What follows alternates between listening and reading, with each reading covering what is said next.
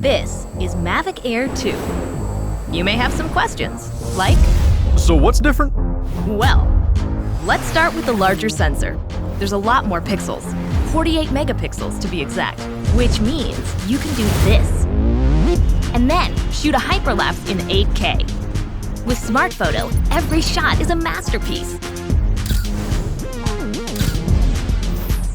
Yeah, but photos aren't really my thing. Don't worry, we've got you covered. It also does 4K 60p video. You can also slow things down. Way-do. And yes, there's HDR video. How's the flight time? It's fantastic. You're looking at up to 34 minutes in the air, a new record for the Mavic series. We've added OcuSync 2.0, so you can fly longer and see clearer. What if I'm not a great pilot? That's where FocusTrack comes in, so you can fly like a pro. Or just press a button. Here's the best part: automatic obstacle avoidance.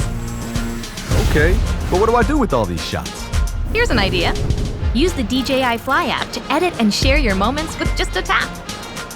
So, what's different? A whole lot.